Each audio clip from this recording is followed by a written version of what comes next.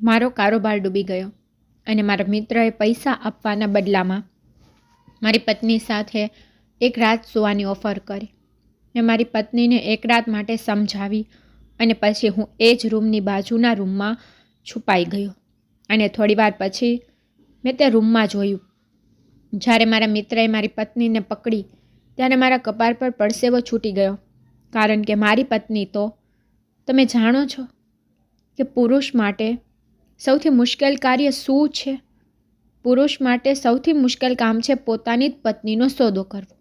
આજે મારી પત્ની કાળી સાડીમાં મારી સામે અદ્ભુત દેખાતી હતી. તેના વાળ લાંબા અને ગોરો રંગ અને તેનો સુંદર ચહેરો હંમેશા મારી શાંતિ ચોરી કરી લેતો. પણ તેનો આજનો મેકઅપ કોઈ બીજાનો હતો અને શરમ એ વાતની હતી કે હું બધું જાણતો હતો. મેં તેની સુંદરતા પર એક નજર નાખી અને મારી આંખો નીચી કરી દીધી. મારા હૃદયમાં કેવો તોફાન ચાલતો હતો આ સમયે મારા કરતાં વધુ સારી રીતે કોઈ જાણતું ન હતું.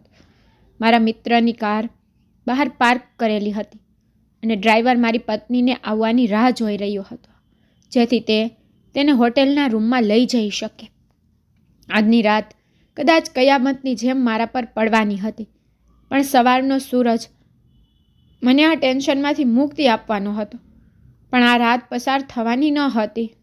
આજની રાત મારા માટે ખૂબ જ જોખમી હતી. જેમ જેમ રાત વધતી ગઈ તેમ તેમ મારી બેચેની વધી રહી હતી. એવું લાગ્યું કે હું શ્વાસ પણ લઈ શકીશ નહીં. બસ મારી આંખ સામે મારી પત્નીનો વિચાર આવી રહ્યો હતો. મારા કાનમાં તેના રડવાનો અવાજ સંભળાતો હતો. રૂમમાં તેના આંસુ લાચારીથી વહેતા દેખાતા હતા.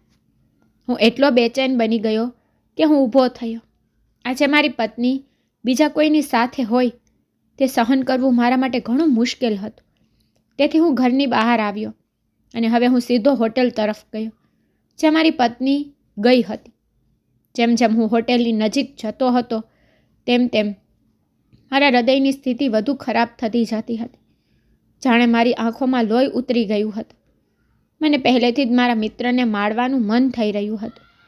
હું હોટેલ પર પહોંચ્યો. સામે રિસેપ્શન પર મારા મિત્રનું નામ કહ્યું અને પૂછ્યું કે તે કયા રૂમમાં છે. ત્યારે તેને વિચિત્ર સ્મિત સાથે હસીને કહ્યું કે તેને તો આજની રાત માટે ખાસ રૂમ બુક કર્યો છે અને એવું પણ કહેવામાં આવ્યું છે કે તેને પરેશાન ન કરવા. મારા મિત્રનો ડ્રાઈવર મને થોડા પૈસા આપી ગયો હતો. મેં કહ્યું કે મારે આ રૂમની બાજુમાં જ એક રૂમ જોઈએ છે. મારી બેચેની, મારી વેદના વ્યક્ત કરવા માટે તે સમયે શબ્દો નહોતા. રૂમની ચાવી મારી સામે હતી અને હું તે રૂમના બરાબરવાળા રૂમમાં ગયો. બંને રૂમની વચ્ચે ગેલેરીની દિવાલ હતી. મારા માટે કોઈ મુશ્કેલી ન હતી. હું ધીમેથી દિવાલ પાસે ગયો અને મારા મિત્રના રૂમની ગેલેરીમાં પ્રવેશ્યો. મારા ખિસ્સામાં એક ધારદાર છરી હતી અને મેં તેને મારી નાખવાનું નક્કી જ કરી લીધું હતું. પણ ગેલેરીની પાછળનો દરવાજો ખોલતા જ રૂમની અંદર જે દ્રશ્ય જોયું તે જોઈ મારા હોશ ઉડી ગયા. છરી મારા હાથમાંથી જમીન પર પડી ગઈ જ્યારે મારા હાથ ધ્રુજતા હતા. મારા સમગ્ર અસ્તિત્વ પર જાણે કયામત આવી ગઈ હતી, કારણ કે મારી પત્ની અને મારો મિત્ર.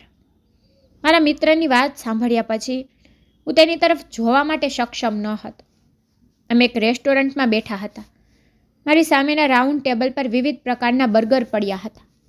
મારો મિત્ર બેઠો હતો અને મારી સામે ખાલી આંખે જોઈ રહ્યો હતો. તેણે કહ્યું, ધ્યાનથી વિચારી લે, કોઈ મજબૂરી નથી. તું સમય લેવા ઈચ્છ તો તું લઈ શકે છે, પરંતુ હું તને આજની રાત કરતાં વધુ સમય આપી શકતો નથી. કદાચ તેના માટે આ કેવું સહેલું હતું, પણ મારા માટે એ સહેલું ન હતું. પણ એ સમયે મારા માથે કર્જ થઈ ગયો હતો, જેથી જ હું મારી પત્ની વિશે એવી વાતો સાંભળી રહ્યો હતો જે પુરુષના સ્વાભિમાન પર ઊંડો ફટકો છે. જ્યારે મારા મિત્ર મને આ રીતે ચૂપ જોયો ત્યારે તે કહેવા લાગ્યો, ઓછામાં ઓછું ભોજન તો કરી લે, હું તેના પૈસા નહીં લઉં. એમ કહીને તે હસવા લાગ્યો. કહેવા લાગ્યો, તું ખૂબ જ વિચારી રહ્યો છો અને અમે જે વાતાવરણમાં રહીએ છીએ ત્યાં તો આ બધું નોર્મલ છે. તું વિશ્વાસ નહીં કરે, મોટા બિઝનેસમેન પોતે તેની પત્નીને હોટલના રૂમમાં મોકલે છે અને 1 કરોડના કાગળ પર એક રાતમાં સહી થઈ જાય છે. તમે પણ ધનવાન બની જશો. મેં મારા બંને હાથની મુઠ્ઠીઓ વડે મારી નજર નીચી કરી, કારણ કે તેને ખબર ન હતી કે હું તેની બકવાસ કેવી રીતે સાંભળી રહ્યો હતો. લાચારી અને મજબૂરી વ્યક્તિને સમાજના અનેક રંગો બતાવી દે છે. સામે બેઠેલો મારો મિત્ર બહુ આનંદથી બર્ગર ખાઈ રહ્યો હતો, પણ હું તો જાણે આ દુનિયામાં જ ન હતો. મને યાદ આવવા લાગ્યું કે ક્યારેક હું પણ અહંકારથી કહેતો હતો કે જે પુરુષમાં કોઈ પ્રતિષ્ઠા નથી તેને પુરુષ કહેવાનો કોઈ અધિકાર નથી. અને આજે હું મારી પત્ની વિશે જે કંઈ સાંભળી રહ્યો હતો તે મારા માટે મૃત્યુ સમાન હતું. તમે આવી ઘણી મહિલાઓ જોઈ હશે જે મજબૂરીના કારણે પોતાની જાતને બીજાની સામે એક્સપોઝ કરે છે, પરંતુ કદાચ હું પહેલો હતો કે તે પોતાની જરૂરિયાતો પૂરી કરવા માટે તેની પત્નીને એક રાત માટે વેચવાનો સોદો કરી રહ્યો હતો. મારી પત્ની જે હંમેશા મારી સાથે ખૂબ જ પ્રેમથી રહેતી હતી, તેણીએ મને ખૂબ જ માન આપ્યું. આજ સુધી તેને મારા સિવાય કોઈએ સ્પર્શ કર્યો ન હતો, કોઈએ તેને જોઈ પણ ન હતી. મને યાદ આવવા લાગ્યું કે જ્યારે પણ અમારે લગ્નમાં જવાનું થતું ત્યારે પાયલ તેના દુપટ્ટા પરથી ઘૂંઘટ હટાવતી ન હતી. ત્યારે હું તેને કહેતો, શું તું પણ આખો સમય પોતાને વીંટાળીને રાખે છે? તમામ મહિલાઓ લગ્નમાં તૈયાર થાય છે, મેકઅપ કરે છે, સારી દેખાય છે. હું પણ ઈચ્છું છું તમે પણ તૈયાર થાવ અને બાકીના બધા તને જોઈને કહે કે અમનની પત્ની કેટલી સુંદર છે. એમ કહેતા મેં તેના ગળામાં હાથ મૂક્યો તો તે કહેવા લાગી, અમન, મારી સુંદરતા ફક્ત તમારા માટે જ ખાસ છે. આ લોકોને બતાવીને હું તેને શા માટે જાહેર કરું? મારું દિલ ઈચ્છે છે કે મારી સામે તમારા સિવાય કોઈ પણ ન જોવે. અને હવે મારી આંખમાંથી દર્દના આંસુ નીકળી રહ્યા હતા. હું મારી આવી આદરણીય પત્નીનો સોદો કરવા જઈ રહ્યો હતો. મારા દિલનો અવાજ મારી જીભ પર આવી ગયો, ના ના. મારા મિત્રનું બર્ગર તેના મોંની નજીક હતું, હાથમાં જ રહી ગઈ. ક્ષણભરમાં તે મારી સામે વિચિત્ર નજરે જોવા લાગ્યો. પછી તેણે કહ્યું, ઠીક છે, કોઈ વાંધો નહીં, મારા 50 લાખ કાઢી આપ. મારા મિત્રની વાત સાંભળીને મારી આંખમાં એકઠા થયેલા આંસુ સીધા મારા ગાલ પર આવી ગયા. પણ હું નબળો માણસ ન હતો. મારું હૃદય ખૂબ જ મજબૂત હતું, પણ હવે તે તૂટી ગયું હતું.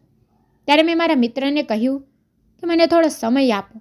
હું આટલી મોટી રકમ એકસાથે કેવી રીતે આપી શકું અને એક રાતમાં કેવી રીતે લાવીશ? તેને કહેવાનું શરૂ કર્યું કે હું તને વધુ સમય આપી શકતો નથી. તારી પાસે આજની રાત છે. કાં તો તું મારી શરત સ્વીકાર અથવા પૈસાની વ્યવસ્થા કર. હું ત્યાંથી બહાર આવ્યો તો હવામાન ઠંડુ હતું. ઠંડી લાગતી હતી, પણ હું તો ઘૂંટણ અનુભવી રહ્યો હતો. મારા માટે આ એટલું પીડાદાયક હતું કે શ્વાસ પર ભારે લાગતો હતો. મને ખબર નથી કે હું મારા ઘરે કેવી રીતે પહોંચ્યો. રાતના 1 વાગ્યા હતા. ડોરબેલ વાગી કે તરત જ પાયલનો અવાજ આવ્યો. મેં કહ્યું, હું છું, દરવાજો ખોલો. તેને તરત જ દરવાજો ખોલ્યો, મારી તરફ જોયું, કહ્યું, ક્યાં ગયા હતા? હું ઘણા સમયથી તમારી રાહ જોતી હતી, પણ હું ક્યાંથી આવું તેનો જવાબ હું કેવી રીતે આપી શકું? મેં કોઈ જવાબ ના આપ્યો અને ચૂપચાપ મારા રૂમ તરફ ચાલવા લાગ્યો. પાયલ મારી નજીક આવી. તેને કહ્યું, તમે જવાબ આપ્યો નથી. મેં કહ્યું, મારા માથામાં દુખાવો છે. તે કહેવા લાગી, અમન, તમારા માટે જમવાનું ગરમ કરું?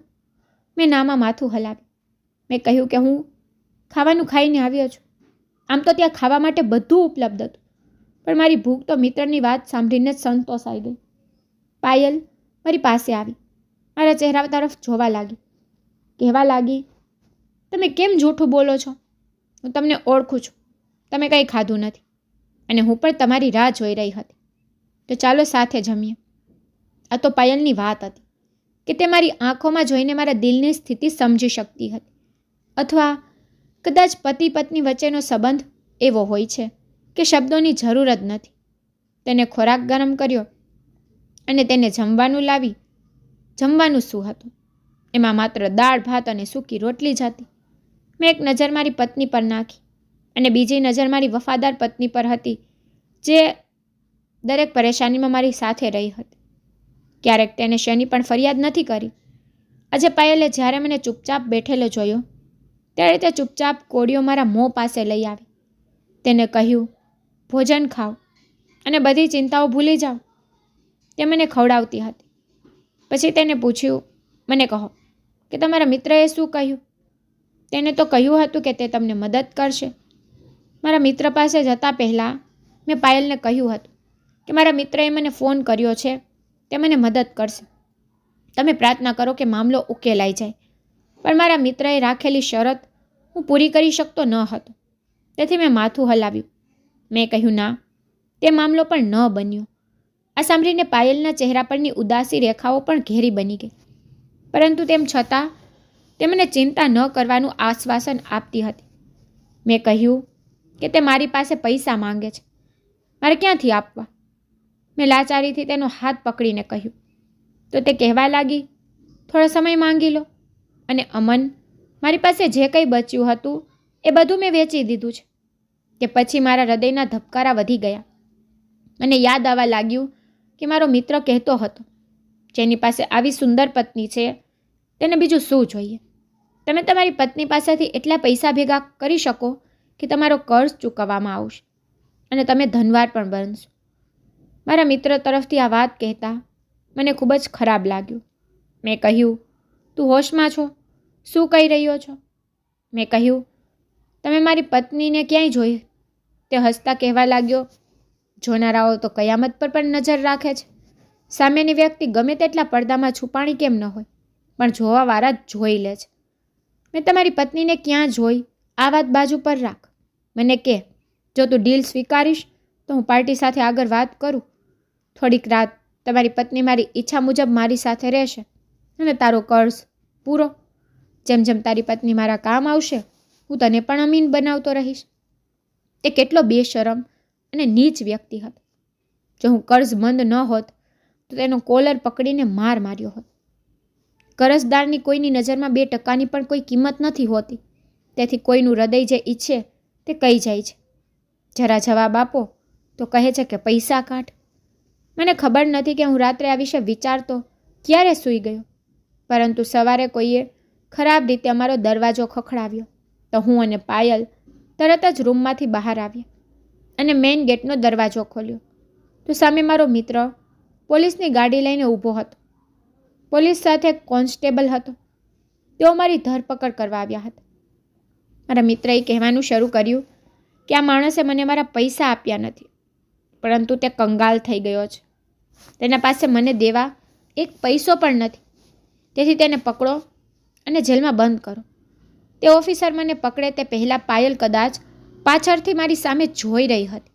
તેને કહ્યું, ભગવાન ખાતર મારા પતિને ન લઈ જાઓ. બસ અમને થોડા સમય આપો.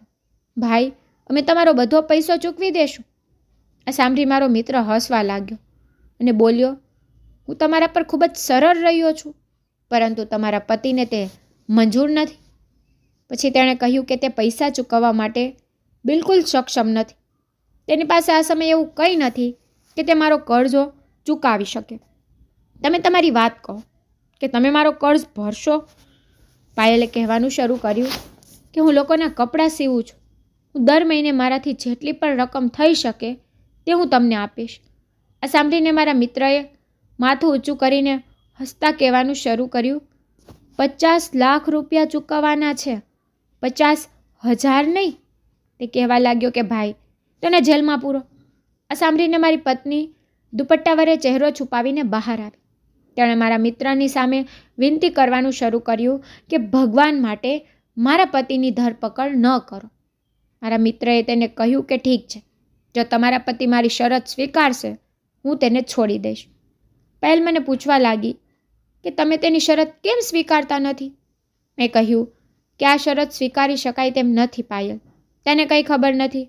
પાયલ, તું અંદર જા. પણ તે મારી ધરપકડ સહન કરી શકતી ન હતી. તેથી તે મારા મિત્રને કહેવા લાગી, રાહુલજી, હું અમનને મનાવીશ. અમે તમારી શરત પૂરી કરીશું. ભગવાન ખાતર તેમને પોલીસ સ્ટેશન ન લઈ જાઓ. આ સાંભળી મારા મિત્રએ પોલીસ કર્મીઓને સંકેત આપ્યો. ત્યારે તે તેની જીપમાં પાછળ ચાલ્યા ગયા. મારા મિત્રએ કહ્યું, ચાલો અંદર જઈને વાત કરી. તે મારી પાછળ મારા ઘરમાં પ્રવેશ્યો પણ આ વખતે મારા મિત્રએ પાયલને કહ્યું હતું. તેણે કહ્યું કે મેં અમનને અગાઉ પણ કહ્યું હતું કે તેણે મધ્યમ માર્ગ અપનાવવો જોઈએ. હું પૈસાની વાતમાં એકદમ નીચ માણસ છું. આ સાંભળી પાયલ રડવા લાગી. કહ્યું, તમે મને કહો કે અમનને શું કરવાનું છે? મારો મિત્ર એક બદમાશ હસ્યો અને પાયલ સામે વિચિત્ર આંખોથી માથાથી પગ સુધી જોઈ રહ્યો હતો. પછી તેણે કહ્યું કે તમને અમને કહ્યું નથી? પાયલે નામાં માથું હલાવ્યું. હવે મારો મિત્ર કહેવા લાગ્યો કે જો તે મારી શરત સ્વીકારશે તો હું તેને ધંધા માટે સારી એવી રકમ તો આપીશ, પણ તમારે તેના માટે પ્રયત્ન કરવા પડશે. આટલું કહી તે પાયલની નજીક જવા લાગ્યો, પણ હું વચ્ચે આવી ગયો. મેં મારા મિત્રને હાથ વડે પાછળ ધકેલી દીધો અને કહ્યું, મારી પત્ની આવું કંઈ નહીં કરે. તું અહીંથી ચાલ્યો જા અને તારાથી જે થાય તે કરી લે. ભલે મને પોલીસ પકડી લે અથવા મને ફાંસી પર લટકાવવામાં આવે. મારી વાત સાંભળીને પાયલ રડવા લાગી. કહેવા લાગી, અમન તમે ચૂપ રહો, મને પૂછવા દો કે તેને શું કામ છે. મેં કહ્યું, તને ખબર નથી આ માણસ શું કહી રહ્યો છે. પરંતુ પાયલ કહેવા લાગી કે હું તમને ક્યારેય જેલના સરિયા પાછળ જવા નહીં દઉં. પછી મારા મિત્રએ પાયલને તેની શરત કહી અને થોડીવાર માટે તે મારા મિત્રને પહોળી આંખોથી જોવા લાગી. એ પછી તેણે મારી સામે એક નજર નાખી. મેં તરત જ નીચું જોવાનું શરૂ કર્યું. તે પછી તે રોકાઈ નહીં અને રૂમમાં ચાલી ગઈ. મારો મિત્ર કહેવા લાગ્યો, જો તમે સંમત છો તો મને જણાવો, નહીં તો પછી હું કાલે પોલીસને લાવીશ. આટલું કહી તે ચાલ્યો ગયો. 2 કલાક પછી પાયલ બહાર આવી. રડતા રડતા તેની આંખો સૂજી ગઈ હતી. તે પોતે આવીને મારી પાસે બેઠી. કહેવા લાગી, તમે તમારા મિત્રને હા કહી દો. મને નવાઈ લાગી. મેં તેની સામે જોયું હતું. મેં પાયલને કહ્યું, હું આ જવાબ સહન કરી શકતો નથી. તે રડવા લાગી. કહેવા લાગી, તો હું પણ તમને જેલમાં જતા જોઈ શકતી નથી. અને તમે શું વિચારો છો? તમે જેલમાં જશો તો મારું શું થશે? હું કોઈ પણ રીતે ઘરે એકલી સુરક્ષિત રહીશ? પાયલની વાત સાચી હતી. જો હું જેલમાં ગયો હોત તો પાછળથી કોઈ પણ તેની સાથે કંઈ પણ કરી શકે. પરંતુ તેમ છતાં મારું હૃદય માટે સંમત ન હતું. હું મારી પત્નીને કેવી રીતે આ દલદલમાં ધકેલી શકું? અને મારી પાસે બીજો કોઈ વિકલ્પ નહોતો. પતિ માટે આ બહુ મુશ્કેલ કામ છે. મેં મારા મિત્રને ફોન કરીને કહ્યું, મને તારી શરત મંજૂર છે.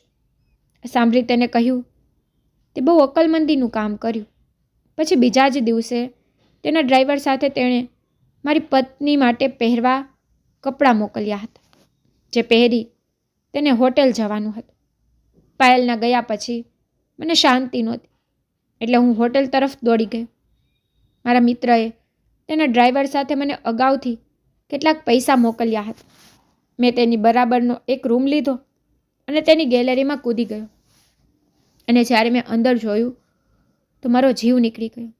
મારી પત્ની મારા મિત્ર સાથે હસતી હતી, તેની સાથે વાતો કરતી હતી, કહેતી હતી કે હું તો સમજતી હતી કે હું તમને ફરી ક્યારેય જોઈ શકીશ નહીં, કારણ કે અમન ખૂબ જ ઊંડા દરિયા પ્રકારનો વ્યક્તિ છે. તેથી મારે એક સમજદાર અને સારી પત્ની હોવાનો ઢોંગ કરવો પડ્યો, જેથી તેને મારા પર શક ના જાય. મારો મિત્ર કહેવા લાગ્યો, જોઈ લો મારી અકલનો કમાલ. મેં તેના બધા પૈસા પણ પરાવી લીધા અને તેની પત્ની પણ. કહેવા લાગ્યો, તે તો મૂર્ખ બની ગયો. પણ એવું કંઈ નથી. મને યાદ આવવા લાગ્યું કે જ્યારે મારો મિત્ર મારી સાથે ભાગીદારીમાં કામ કરવા આવ્યો હતો ત્યારે મારી પાસે સારી એવી રકમ હતી. જગ્યા તેની હતી અને વસ્તુ મારી હતી.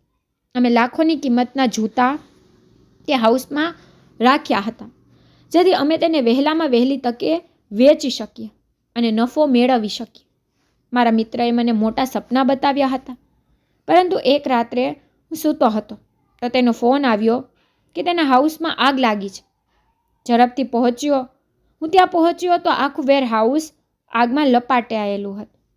ફાયર બ્રિગેડ આગ બુઝાવવાની કામગીરી હાથ ધરી ચૂકી હતી. મારા મિત્રએ કહ્યું કે તમામ સામાન બળીને રાખ થઈ ગયો છે. તમે લગભગ કંગાલ થઈ ગયા છો. બધો સામાન તારા પૈસાનો હતો. તું તો રસ્તે આવી ગયો. આ સાંભળી મને છાતીમાં દુખાવો થતો હતો. હું બેભાન થઈ ગયો. મારો મિત્ર મને હોસ્પિટલ લઈ ગયો અને હું આઘાત સહન કરી શક્યો નહીં. જ્યારે હું ફરીથી હોશમાં આવ્યો ત્યારે પાયલ મારી પાસે બેસીને રડી રહી હતી. કહેવા લાગી, મેં તમારી હોસ્પિટલનું બિલ મારા ઘરેણાં વેચીને ભરી દીધું છે. તમે એકદમ ઠીક થઈ જશો.